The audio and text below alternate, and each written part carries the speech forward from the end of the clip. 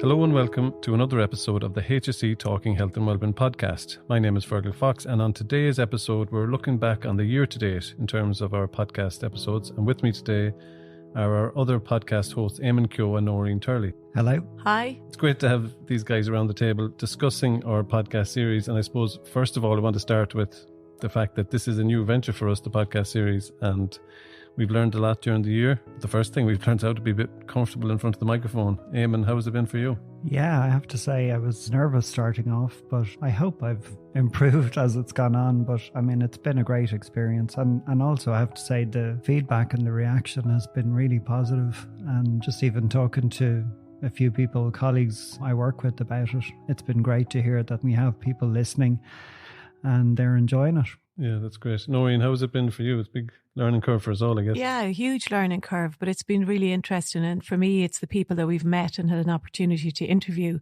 because I never would have met them before, and their experience and their wealth of knowledge is something that just to have it recorded for them to be able to give their advice to people and to the listener, it's just been amazing and it's been a privilege. Yeah, like it's one of the things I do feel honoured with as well, that we can tap into so much expertise. We're trying to create a space for a half an hour conversation, but these people are deep in their trench or their expertise on an ongoing basis. Yeah. And the other thing, I mean, it amazes me when we ask people to participate in this, just as we said, the time to record the podcast, but also they're taking the time out of their day, they're getting here. It's more than just the recordings. Just a big thank you to everybody who's come on the podcast and helped us tell their stories, really. Yeah, it seems that as the podcast has got a little more successful, it's easier to get people on, and we've got a few requests from people, and that's why we do share the email address in every episode, because people are contacting us from across the health services and our partners to say, would you like to do one on this, or could we do a podcast in partnership with you? So it's great when people kind of reach in. We're not always reaching out. Yeah, absolutely. And I think that really what we're doing is providing a platform for people. And when you meet them, like Eamon says, the commitment that they give to the pre-call that we have with them before the podcast for preparation for it, to see what they want to talk about and identify the key messages that they want to get across, and then to come and meet us on the day and do the recording live. But we're just providing the platform, and the passion, the commitment, the experience, the knowledge and understanding each one of these people have about their subject matter.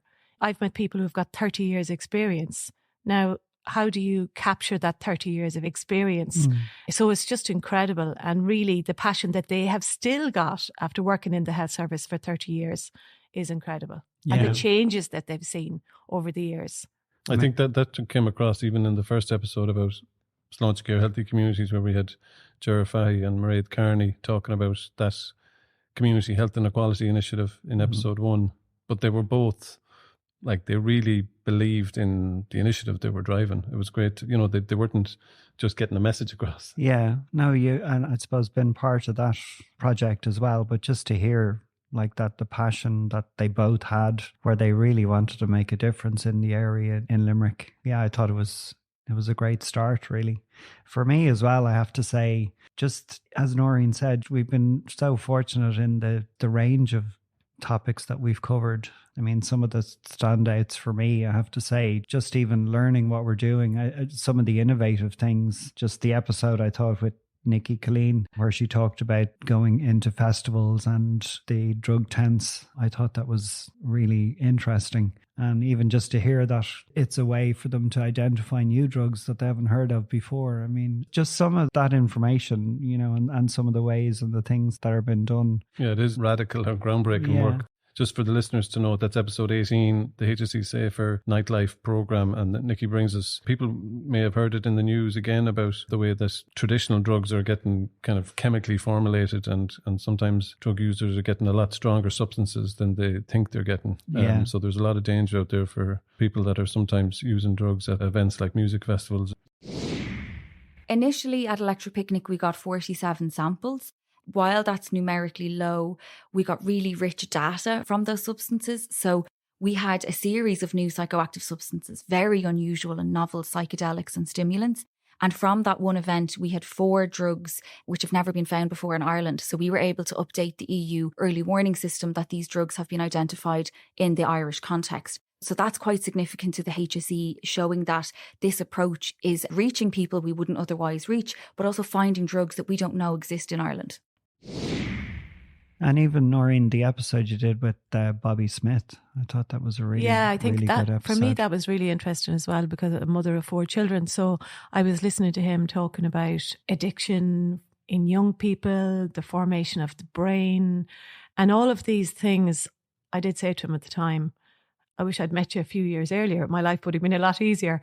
But it was just incredible. The ideas that I had in my own head about some of the subject matters were totally different than really what the evidence shows us. And this is what these professionals are bringing. They're showing us, they're telling us the research, they're telling us the evidence, and they can quote it off the top of their head, so that for our listener, you don't have to go through 10 different papers. They are bringing out the key messages to say, these are the things you should look out for, and these are the ways you could talk to your kids. And Bobby Smyth was amazing at that. And he's constantly looking at addiction services and addiction in children. And he sees, obviously, the very difficult cases where kids start off very on maybe, cannabis, and then they go into a lifelong problems with drugs, whether it's with mental health or go into harder drugs. So it was a really, really interesting podcast. And I feel like in every podcast, I'm learning things. So that episode with Bobby was the episode 20, and it was Parents Matter. We'll just listen to a clip of it now. That sort of a question, or that sort of approach, sort of an angry finger-pointing approach, is highly likely just to get them to clam up, shut down, slam the door in your face. Yeah. So I suppose, again, I'd go back to the point about trying to come from a position of concern. Just say, God, you don't seem yourself this last while. You seem a bit more grumpy, a bit more down in the dumps. I'm worried about you. Yes. I just leave it at that. The door might get slammed in your face going, leave me alone. What do you know about me? Whatever. But to come at it from a position of concern, because even if the initial response isn't, one of sharing information, I think it's more likely in the next conversation, or they might then next time go, actually, there are some things going on for me. Yeah, that was a very powerful episode. I think that was one of our last episodes in July. And we took a break in July and August, and the listenership of that was kind of going all throughout July and August. Like, it really seemed to be popular with parents. That I think the title and having Professor Bobby Smyth on it made a big difference. He just sounds like a rock of sense. And even though a lot of the things he was saying, some of it made good common sense, but you weren't hearing it talking about that subject matter of alcohol. And sometimes, we are getting too many alcohol messages. That reminds me actually of the alcohol episode that you did with Dr. Sheila Gilheaney, because that's one of my favourite episodes. Yeah, that was fantastic. I sat in on that one and I thought, this is so good, because she, like I was saying there, she's an expert and she's so passionate, but she's such a good communicator. Yeah. And she was able to get her points across about the Alcohol Act, and she was literally advocating for more government action for where we need to move on alcohol, because it's so bloody normalised. Yeah. And one of the key things that I took from that one was actually when she talked about alcohol and the alcohol marketing hidden in plain sight. And I just thought, oh my God, she's so right. Because, now we have alcohol and it's in behind a barrier or whatever in the supermarkets. But right outside, we have the 0.0 alcohol with the very same labelling, with the very same bottles. And we even have it still on the rugby pitch. And literally on the pitch. On the pitch. Yeah. On the pitch, 0.0. There's no changes. So it really is hidden in plain sight. And once Sheila said that to me, I thought, oh my God, I can see alcohol everywhere. But until she said it to me, I was completely blind to it. So obviously the marketing of it is just phenomenal. Yeah. And it is having an effect. We are taking it in, whether we realise it or not. We are looking at that. And it is just complete saturation of the market. Yeah. I mean, what struck me in that episode as well, just, I suppose, her passion for tackling that. And it's a real David versus Goliath, really. And when you look at the drinks industry and the money they put behind the advertising. Absolutely. But her passion really came through. Yeah, like I said, she's such a good communicator. I'd encourage everybody to listen to that episode, because I was disappointed that it wasn't more popular of an episode. But I think people aren't going to that alcohol issue, or we're tentative about. I think most Irish people will admit, when you ask them, like, do we have a problem with alcohol in Irish society? Deep down, we all know it, but we're not always willing to kind of face up to it. That's episode 6, and we'll play a little clip of that now. sometimes when we look at these things, it can seem overwhelming as a problem. It can seem like, oh my God, alcohol-related harm, whether we're talking about admissions to hospital, whether we're talking about assaults in the street, whether we're talking about the 200,000 children who are growing up with alcohol harm in the home, a very hidden but very devastating, trauma that can be there. It can seem overwhelming. But what I actually often take great heart in is looking into other countries and seeing what they did and how they managed to reduce the harms. And what the WHO would say is there's 3 fundamental ways in which you can turn things around. You can not exactly turn off the tap, but you can at least reduce the pressure a bit. And they would be controls on pricing, on marketing, and on availability. And when we look at countries that have actually, introduce some of those controls, whether through taxation, whether through bans on alcohol advertising, we see that the level of alcohol use does go down. And with every drop of alcohol use that we have, you see a corresponding drop in the harms that would come from that. So one of the things that Dr. Sheila Gilheaney said as well, I asked her, is this just a complete uphill struggle with alcohol and making people aware of the damages of alcohol, that alcohol causes cancer and all the different areas it can really affect people? And she really, like Eamon said, with her passion, she really said, well, look at what we've done with cigarettes. We can do this with alcohol. We can to make changes. So she is not backing down for any reason. She thinks that this is a challenge, but that we can improve and we can get there, just like we did with cigarettes. Yeah. And on the tobacco piece, and you talk about, are people being engaged in their subject? Sarah Halpin in the episode 3 on Tobacco-Free Ireland, she talks about her journey from being a smoker to literally delivering group work with people around quitting smoking and helping people. Like, she was such a strong guest with such a strong message. Yeah, absolutely. From the first day of walking into the We Can Quit, it really changed her whole life. It helped her with her confidence. It helped her believe in herself. It helped her change her job. She then got another job working in We Can Quit, as you said, and she just transformed herself, and she's so proud of herself because of that. And I thought it was really good because I made a comment to her like, oh, because of your children.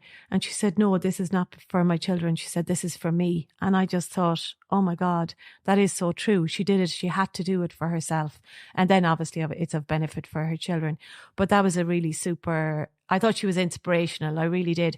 And so now she's working every week with people in her locality. She's talking the same language. She's explaining to them how she did it. She's by no means intimidating. So they're walking into somebody that they recognise and somebody that they can relate to. And she's doing fantastic. And it's not just Sarah who's doing things like that, but there are other people around the service who are working in We Can Quit after quitting smoking. And I just thought it was fantastic. She's done things like gone on holidays and saved money for different things in her family. And it was just incredible, really, her story. And that's just one of many. Yeah, a lot of the smoking cessation advisors would tell you that when they meet people that give up smoking, like it's a radical change in their life. It's a massive personal empowerment achievement. Absolutely. That's what personal empowerment. Yeah. I think that's a good way to describe it, really. Yeah. With so many positive spin-offs, not just for your lifestyle, but for your family and everybody else.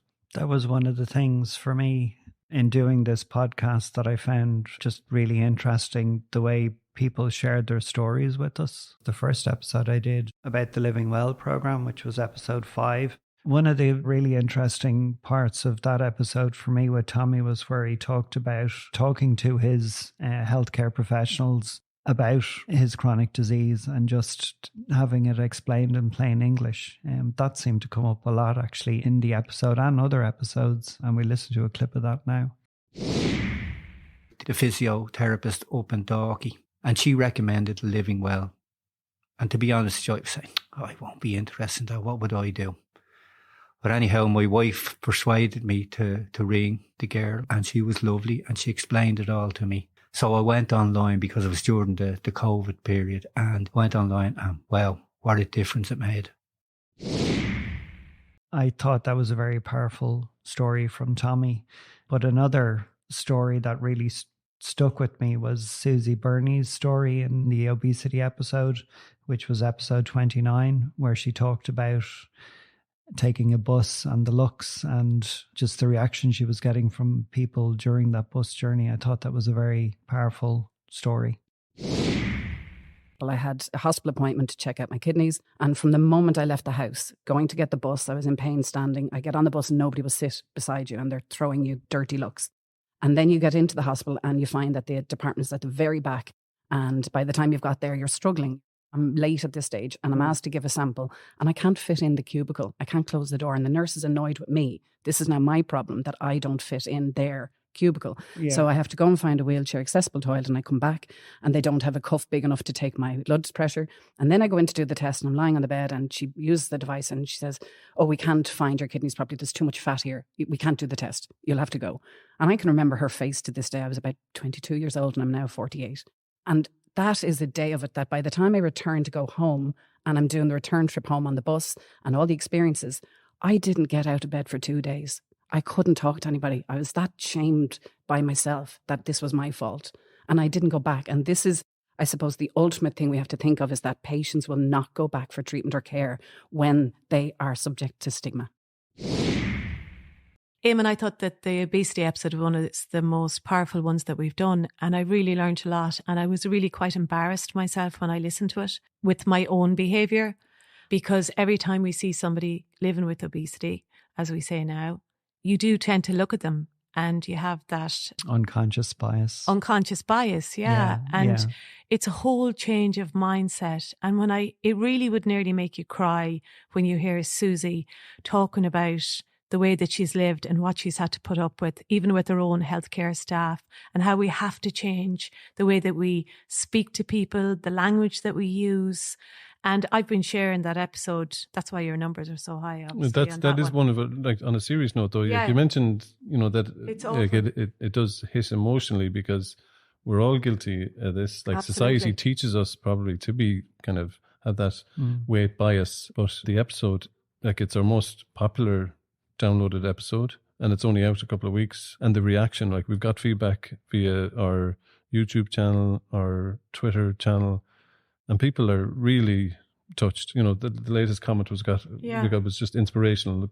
Another comment on Twitter was like, you know, somebody felt like this is the first time somebody's talked about this issue. And they felt it wasn't their fault. Yeah. And they could say that it wasn't their fault. And I just think I have never really understood that until I heard that podcast. And I mean, it's really something, even for my children, that I would like them to listen to really understand what it's like for somebody so that you try and prevent that. And as we said in our own team meetings around this, like this is a subject that we're going to have, you know, more content and deeper conversations on an ongoing basis. And I'm delighted to hear, Eamon, that you have another one coming up in January. Oh, that's right, with Professor Donald O'Shea. Donald will be talking just more on obesity and also the treatments that are available. So, yeah, that's one to watch out for. The other thing, just before we finish on that struck me on this around obesity was the way people freely talk about weight. You know, as Jean said, you know, we don't talk about any other chronic disease in such a blasé fashion. And I thought that really struck me or stood out. Yeah. No, there's so much learning there that we all need to tune into. One of the things that you mentioned there was like Susie sharing her story. You know, she's sharing real examples from her life and examples from colleagues, other advocates that she knows. And when you put that story into that conversation podcast, it is so powerful. But sometimes I feel like one of our first episodes on men's health with Dr. Noel Richardson, I felt I was nearly taking advantage of Noel because he shared a story about, like he was talking about men's health, but he shared his story about his own Parkinson's. And it was like I you know, I'm a colleague of his for a long time, and I thought this is really powerful. But I felt like even in the way we edited the podcast, that, you know, that we were kind of using his story about the Parkinson's as nearly a teaser of getting people to listen to the episode about men's health. And I felt like, are we taking advantage? But like Noel was fully open about all the issues. And I suppose the key message he wanted to get across was that, you know, the help-seeking message that we give to men, you know, and he's spent a lifetime giving that message to men about encouraging men to be more open about their health and well-being. But when he was faced with a difficult diagnosis, like that process of coming to terms with that was very significant. And it's not easy.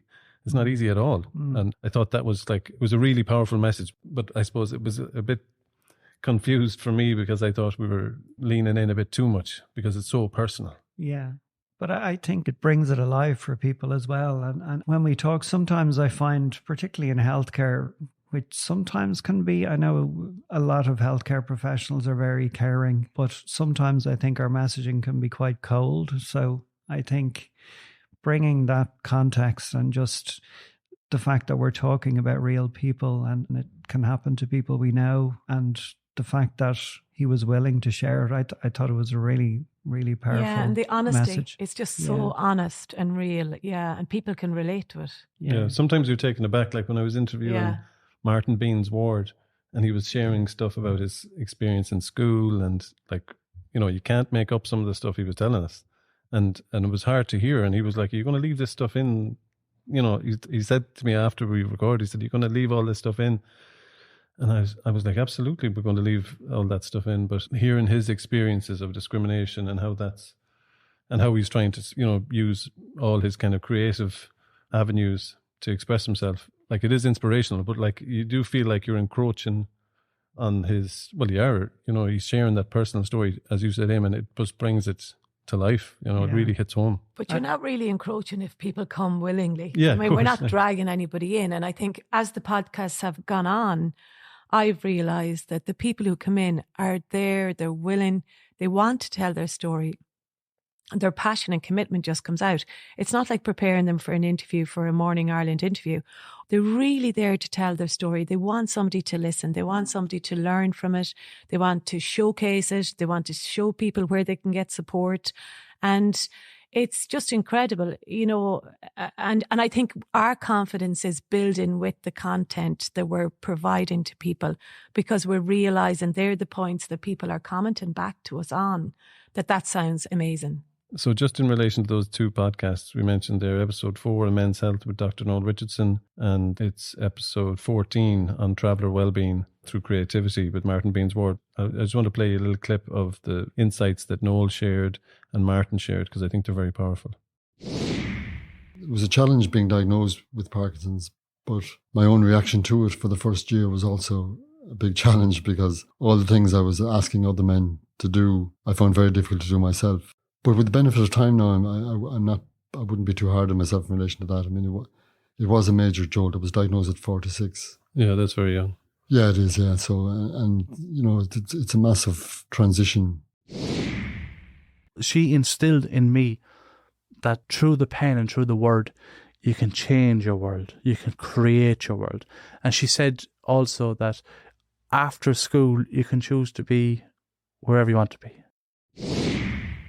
Yeah, I think those clips just really bring things to life for me anyway when I listen to those. It actually reminds me of a more recent episode I did, and just on Noreen's point there, just about people's willingness to share. We did an episode on HIV, and Aoife Cummins, I mean, she came off a night shift. She was really tired, but you know, her willingness to give her time and to stay up and talk to us and to share her story about living with HIV, for me was quite inspirational, I have to say. And the other thing I think as well, just the fact that we're having these conversations about topics like HIV or obesity, I think that's powerful. You know, I hope that we can in some small way help contribute to changing attitudes.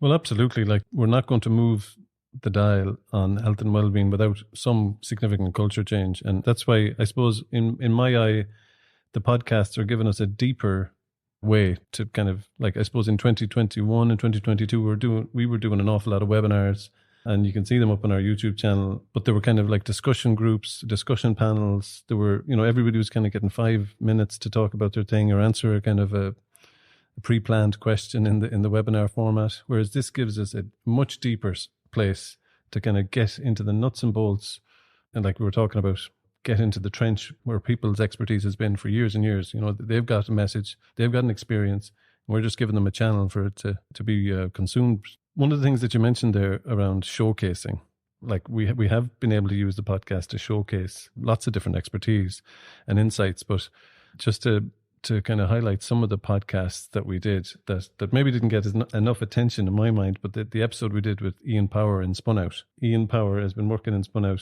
for so long, and he's got so many insights about youth health.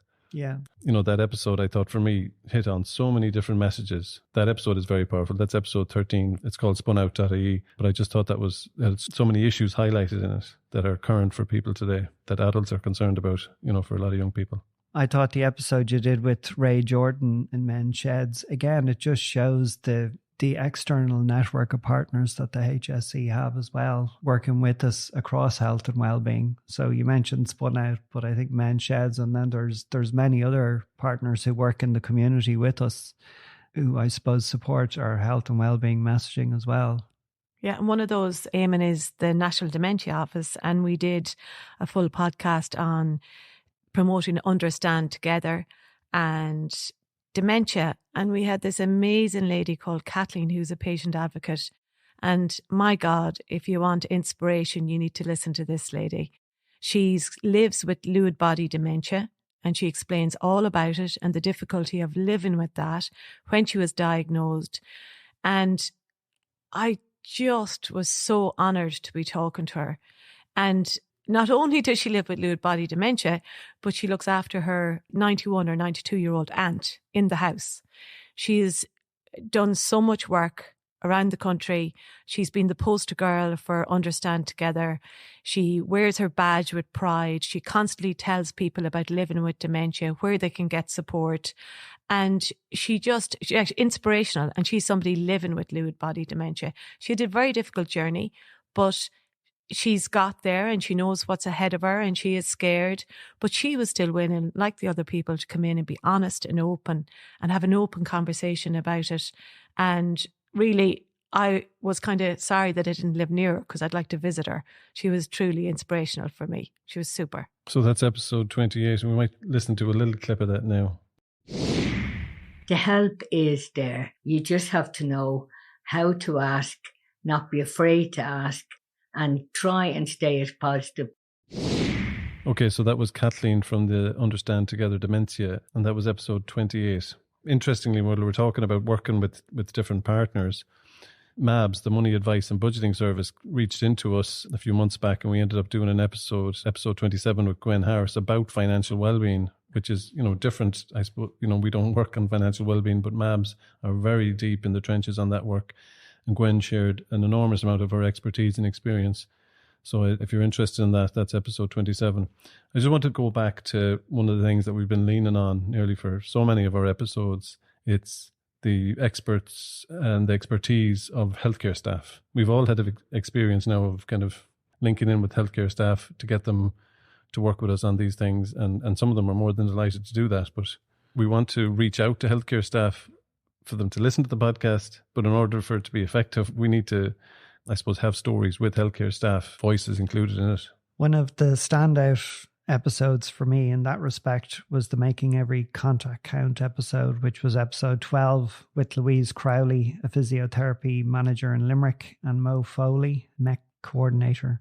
And they talked about rolling out Making Every Contact Count in their local area and the difference that it's made to healthcare professionals just in able to raise health behaviour topics with service users. Yeah, Louise gave so many concrete examples, didn't she? She did. In that episode that made it really relatable and understandable for anybody working in the health service that are trying to embed health and wellbeing in their patient-facing approach, how the obstacles that you have to get over. Yeah, and we might actually listen to a clip now. I can see that having protected time, while it can be 2 to 3 hours, maybe for a workshop and the modules, that time is time well spent, in my view, in relation to the longer term perspective and really embedding in the skills that you need to change patients' behaviour. I really think that was a key enabler for us. So that was a clip from episode 12, Making Every Contact Count. And as Eamon said, you know, we've leaned on the expertise and we want to give credit to so many of the health service staff that have shared their insights. And another one where we had Maureen Germain talk about making the big talk, many small talks about the sexual health resources for parents. Like, that became a lovely conversation, I thought. I know I was hosting it. But yeah, you're going to say that. I'm going to say that anyway. But Moira is so experienced, you know, Yeah. and she's such a rock of knowledge in relation to sexual health and wellbeing, and particularly for parents. She's worked as a teacher and she's worked in the area of sexual health and wellbeing for so long. And she's put so much time into these resources that I felt it was great, just to have a conversation about what we're trying to do here and normalising those kind of socialising conversations around sexual health and well-being and relationships with your kids. I thought that was a very healthy episode and really appreciate Maura's expertise. I think as well, like talking about what we get out of these podcasts, for me as a parent, that was a particularly insightful one, just making the little talks. But also when I spoke to Marion McBride about healthy lunch boxes, she had so many tips and tricks on how to get your kids to eat healthier. And the Healthy Lunchbox for Kids episode is actually one of our most popular, because we got it out in September. We're laughing because some of Eamon's hosted podcasts are more listened to than the rest of us. But Healthy Lunchbox for Kids. But I think it's in the title as well, that like any parent seeing that, we all want that information. Like a lot of parents that are struggling with those lunch boxes and getting so much processed food options and trying to see, the wood through the trees and how to get healthy food into the lunchboxes on an ongoing basis is an important thing. Yeah. One of the key lines for me in one of the podcasts as well was from Helen, who was a parent. She had had breast cancer, but she was breastfeeding her child. And she felt, one of the lines that she said was, she felt that breastfeeding was her parenting superpower. And I just thought, lovely. Oh my God, that is just these little things that people say that are so true. She felt that was her superpower. And I thought, after all she'd been through and after all of the challenges that she had through her treatment and getting pregnant and everything, that breastfeeding was her superpower. So I just thought that was really a fun way to describe it as well, Yeah. So mental health has been a very popular theme for us that we've used across a couple of our podcasts. In episode 10, psychologist Mark Smyth spoke to yourself, Noreen. More recently, we had Martin Rogan from Mental Health Ireland in episode 31. And back in September, we had 2 health promotion and improvement officers on to talk about positive mental health and the Mind in Your Wellbeing programme. So it's great that we're having more open conversations about the likes of topics like mental health, which really suits the podcast conversations. And it'd be great to think that in the future, we could have more conversations about things like obesity, or we're encouraging conversations to happen with the listeners, with their own friends and colleagues around these topics, because they are sensitive topics.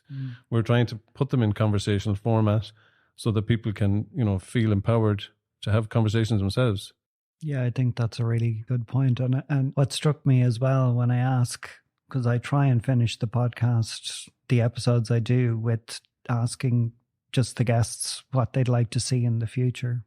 And of the episodes I've done, a lot of the responses were around just more conversations and more openness to the area that they're talking about, be it HIV or obesity or... We have to take these issues out and air them or kind of examine them and get into the complexity of them. Yeah, and as it starts with a conversation. Yeah, definitely. I think that's the key to it all.